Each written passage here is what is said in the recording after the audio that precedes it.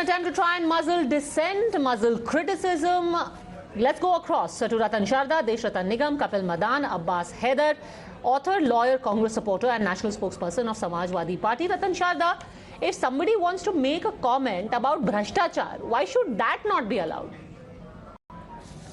I see no reason why they should not be allowed, Padmaja. But first of all, let us understand, Speaker has already clearly said that this news is not correct.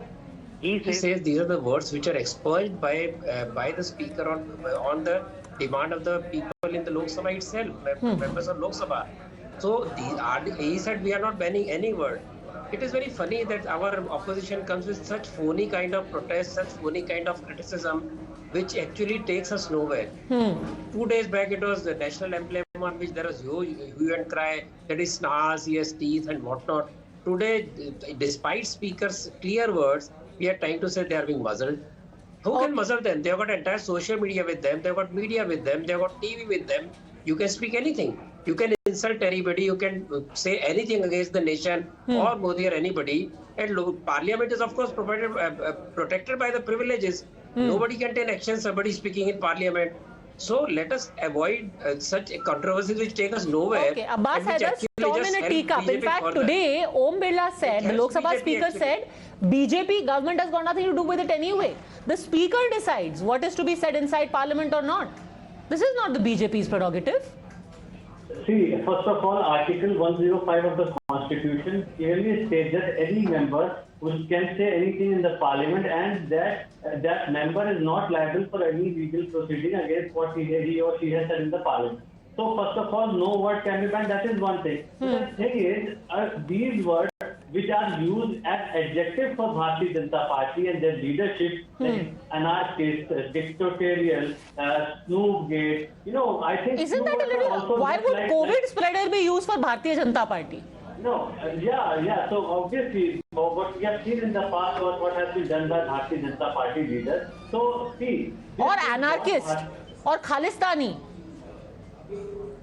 See, incompetent, I'll tell you, incompetent is the adjective for Bharatiya Janata Party, Jumla TV. So these words should be banned from the proceeding of the Dindora Peetna? Why so? A member can while discussing this, let's say that some of these seem pretty absurd. But isn't the argument that Sarkar ka criticism seem a little hollow? These words in the Parliament, but these words will not be in the proceeding of the Parliament. Why so? Obviously there should be a committee which should decide on this matter, that which words are parliamentary and which are not parliamentary. The committee should. But sir, that is what the Speaker said. Okay, so let me again rewind. Here is what the Speaker said. The Speaker said, nobody has been banned. Nobody can be banned, especially inside Parliament. All this is a compendium of words that have been expunged in the past, including in assemblies. आपका मन है आप दोबारा जाके बोलिए. Even a single word, because every member of Parliament is protected by the Constitution, Article 105, Section 2, that he or she can whatever he wants to say. But these words will be expunged. They will not be part of the proceeding of the Parliament. Exactly. So you are not banned. So why not? You are not banned. You keep saying it, they'll keep expunging it. You keep saying it, they'll keep expunging it. But आपके मुंह से निकलने से कोई नहीं रोक रहा. बस रिकॉर्ड में नहीं होगा. Not in the proceeding of the Parliament. This is the question. Okay, you are saying it should be in the proceeding. Always, see, democracy, the basic of democracy is dissent. Okay. And criticism. Bharatiya Janata Party does not want to listen to criticism from the opposition party. This is what they are doing. Okay, nothing should be expunged. But, okay, nothing should be expunged. Ratan Nigam. Everyone should have free speech. 100%. Has not read the entire Article 105. Any freedom of speech is subject to rules and regulations of the Parliament. That's Parliament's prerogative. And this compilation of the list is done by the Parliament. It has its own committees, has its ways that it's only compiled. Most of these words were used for the UPA government during emergency. The list is coming out since 1954 onwards. And since 2010, it is the yearly list which comes out. So it is not suddenly that it has come out. No new suggestions have been given. And moreover, you have to look at the word in which context it has been used and in conjunction with other expressions.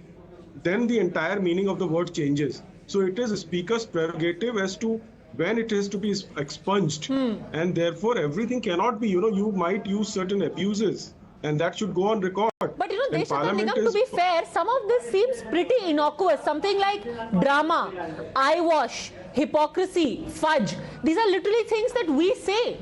We have said in debates. Why are these unparliamentary?